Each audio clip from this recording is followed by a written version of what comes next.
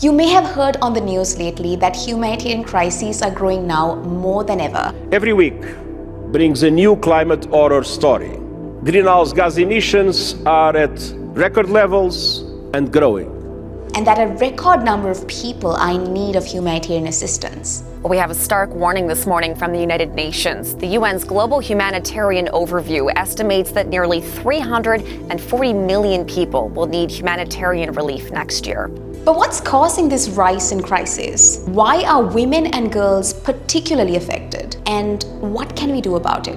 Here are 5 things you need to know about a humanitarian crisis.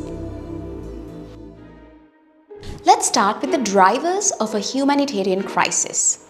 A humanitarian emergency can be caused by natural disasters such as cyclones, tsunamis, floods, and droughts. Natural disasters destroy buildings and infrastructure, leaving thousands displaced with nowhere to go. The scary part is, in the last few years, we have seen climate disasters in nearly every region of the world. For example, the Asia-Pacific region has been hard hit with devastating cyclones and tsunamis in countries like Vanuatu, India, Indonesia, and the Philippines. But a humanitarian emergency can also be caused by people, like war and conflict. IPPF has responded to many of these crises in the Arab world and Africa regions, including Syria, Yemen, Mozambique, Turkey, Sudan, and Pakistan. We have also been on the ground in Ukraine and surrounding countries since the full-scale Russian invasion in February 2022. Natural and man-made disasters have forced a record 100 million people to flee their homes worldwide. The most vulnerable of these people are women, girls, and other marginalized groups like the LGBTQ+ community. Next, let's talk about how humanitarian emergencies affect women. Women and girls' need for sexual and reproductive health care does not stop in a crisis. In fact, it is greater, where 1 in 5 women are likely to be pregnant and 1 in 5 deliveries experience complications. Women and girls are also at a higher risk of sexual violence. A very concrete example is how back in 2013, there was a typhoon called Typhoon Haiyan in the Philippines. And after the typhoons, because of how devastated one of the regions in our country was, a lot of young girls and women were forced into prostitution because they had no other choice. Unsafe abortions increases in a humanitarian crisis, as does the transmission of STIs, including HIV. Despite the governments and UN observers committing to address gender-based violence, the funding for it in the UN's appeals have dropped by 50% from 2021 to 2022.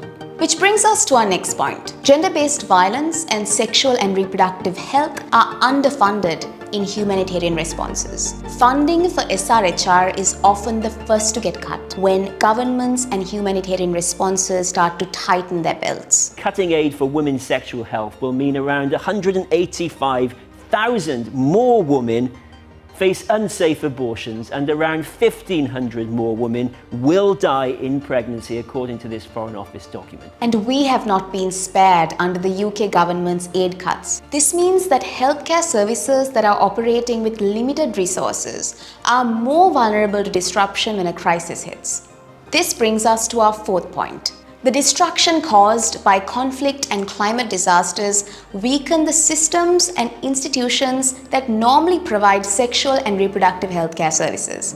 Hospitals have been destroyed, people can't access doctors, ambulances can't move safely, and basic drugs are hard to find. There are some solutions. For example, when conflict erupted in Sudan earlier this year, our local member association, the Sudan Family Planning Association, created a database of operational midwives and facilities for pregnant women who are due to give birth at any moment. But sadly, a large percentage of pregnant women will not survive a humanitarian crisis. This brings us to our last point. Maternal deaths skyrocket in a humanitarian crisis. Statistics show that 55% of maternal deaths occur in humanitarian settings. This is a result of unsafe deliveries outside of healthcare systems that can lead to sepsis and thrombosis. Last year, IPPF was able to reach a staggering 10 million people who were caught up in fragile or humanitarian settings. Our local response teams are situated across every region of the world and are often the only providers of sexual and reproductive health care in an emergency setting. They plan for emergencies years in advance so that they are poised and ready to respond whenever a crisis hits. We are determined to continue to deliver humanitarian relief no matter what, but we need your help.